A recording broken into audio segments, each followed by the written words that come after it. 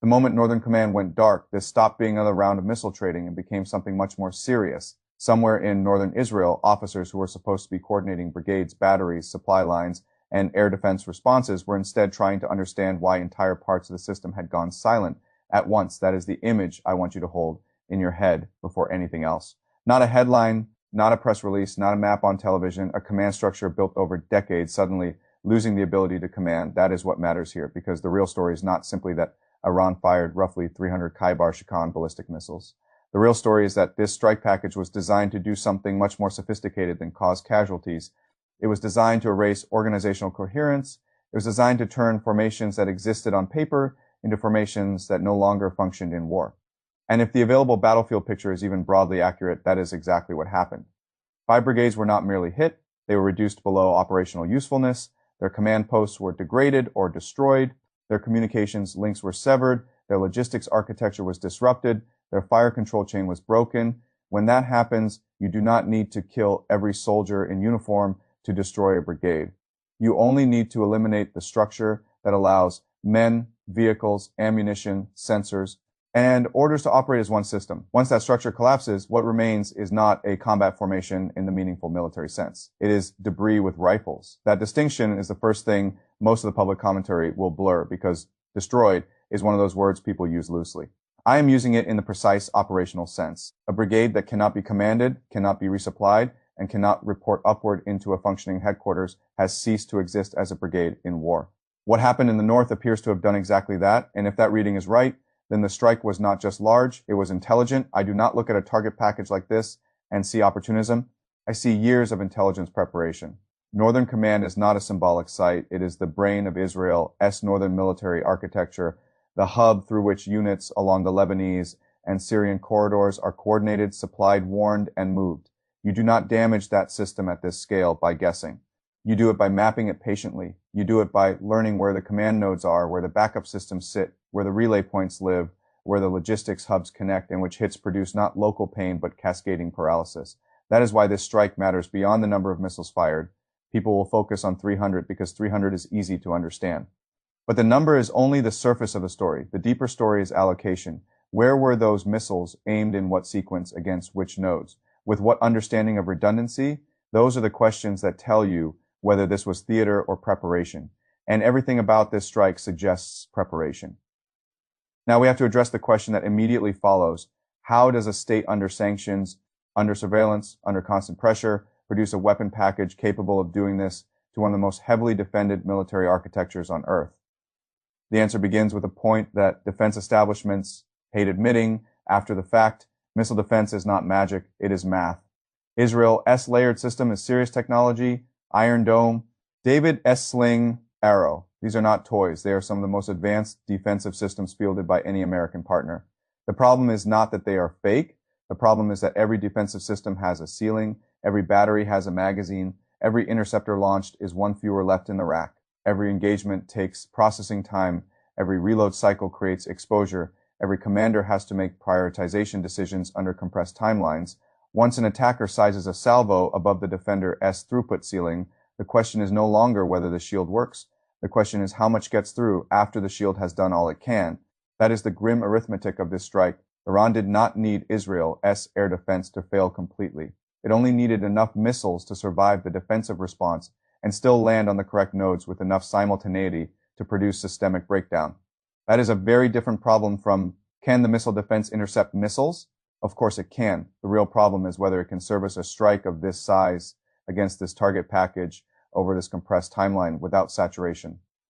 On this evidence, the answer is no. And that was not decided last night. It was decided over 15 years. Israel and the United States invested heavily in layered defense. Iran invested in building a missile force designed specifically to exceed the assumptions behind that defense. One side built a shield against the threat model it knew. The other side built the next version of the spear against the exact geometry of that shield. That brings us to the Khaibar Shekan itself, because this is not just another ballistic missile in a long inventory list. The point of this weapon is not simply range. The point is design logic. The Khaibar Shekan was built for this exact kind of fight.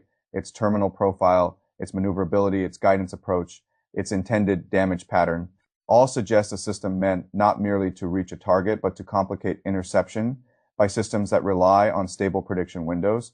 A defensive architecture is always partly an architecture of expectation. It predicts, it solves, it intercepts. Once the attacker designs a missile to degrade the confidence of that prediction, the whole equation shifts. And Iran did not arrive at that equation by accident for years. Too many people in Washington treated sanctions as if sanctions were physics. The assumption was always the same. Deny a country Western components, Western banking access, Western procurement channels, and eventually you deny it sophisticated military capability. That logic sounds clean. It also happens to be false when the adversary has time, discipline, and access to outside knowledge. Iran spent years learning under pressure. Russian technical experience helped in trajectory and guidance logic. Chinese inputs mattered in signal processing, electronics, and broader technical adaptation. And one of the most consequential intelligence gifts the Iranians ever received from the United States came not through diplomacy, but through capture. When Iran brought down the Arkwon 170 Sentinel in 2011 and got its hands on an intact American platform, it did not just seize a drone, it seized a school. It gained insight into how American navigation dependency worked, how spoofing and signal trust could be manipulated, and how a weapon might be built to reduce exposure to those same dependencies. That matters here because the missile that arrived over northern Israel did not behave like a crude relic from a sanctioned economy. It behaved like the product of iterative design by an adversary that has spent 2 decades studying the architecture meant to stop it. This is why last night was not simply a battlefield event. It was the bill for a long period of analytical laziness. Serious people have been warning for years that the American defense procurement cycle moves too slowly, that it freezes systems around yesterday as assumptions, that contractor logic and bureaucratic timelines produce dangerous lag against adversaries who do not answer to the same institutional constraints. The problem is not only technology, it is tempo, democratic systems, deliberate budget, review, hear testimony, recompete contracts, authorize appropriations. All of that has virtues. It also burns time. An adversary outside that cycle can spend those same years designing directly against the fixed parameters of your deployed systems. That is what this strike looks like. Not a miracle, not a fluke, a patient attack on the gap between defensive prestige and defensive capacity. Now look at the choices suddenly in front of Israel. One road is immediate escalation. Strike deeper, broaden the war, try to restore deterrence by force. That path sounds strong in a press conference. In practice, it risks expanding the fight into exactly the wider regional confrontation Israel and Washington have spent years trying to avoid. Iran-esque retaliation ladder is not hypothetical. Hormuz regional bases, Hezbollah activation thresholds, proxy escalation, all of that exists precisely to make escalation feel expensive before the first follow-on strike is launched. A second road is emergency resupply and partial restoration. More interceptors, more munitions, more intelligence support, more American help. That will happen. It matters. It also does not solve the underlying problem. If the attacker has validated the ability to size salvos above your throughput ceiling, then extra shipments buy time, not resolution. They patch a wound. They do not change the strategic geometry that opened it.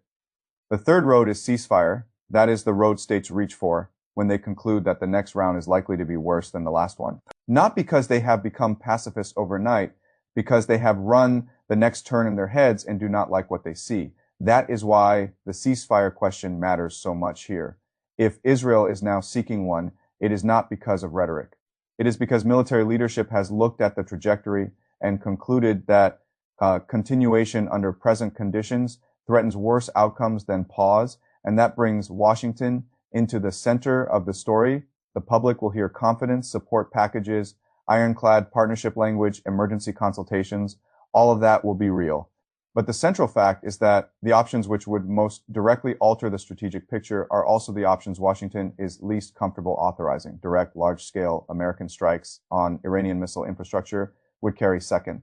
And third, order effects the administration may not be willing to absorb politically. The United States has the capability. What it does not clearly have is the appetite for the consequences. That gap matters more than the capability itself. Iran built for that gap. Its deterrence architecture is not a collection of isolated tools. It is an integrated system designed to make direct American entry look like the start of a much wider bill. One that administrations may prefer not to pay unless absolutely forced regional-based threats, maritime leverage, partner escalation thresholds, and the ability to create immediate economic shock are not random assets. They are the frame around the decision Washington must now make. This is also why other capitals are studying this with such intensity. Russia will watch the operational lessons, China will watch the diplomatic opening, Gulf states will watch the credibility question, developing states will watch something even more basic, whether a technologically inferior power can, through patient asymmetric investment, puncture the aura of military invulnerability surrounding an American-backed security system. That broader lesson may be the most consequential part of all this since the end of the Cold War. Much of the world has lived inside the assumption that advanced military capability was a monopoly with local variations. You could resist it, maybe bleed it, maybe survive it, but not truly adapt it. What Iran appears to have demonstrated here is something narrower, but still profound. You do not need to match the platform stack of a superior adversary one for one. You need to identify its dependence points, understand the ceiling of its defensive geometry, and build the offensive package that forces those ceilings into the open.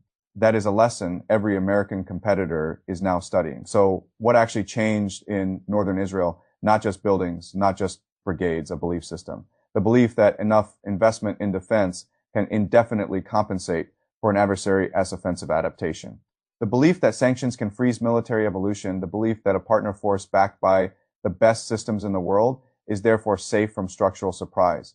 Those beliefs did not collapse in theory papers. They collapsed in an engagement window. And that is why this is bigger than one strike. What happened over the North was not the beginning of a new era. It was the exposure of one that had already begun while institutions kept pretending otherwise. The missiles were just the moment the hidden math turned visible. 5 brigades were not the story. They were the invoice.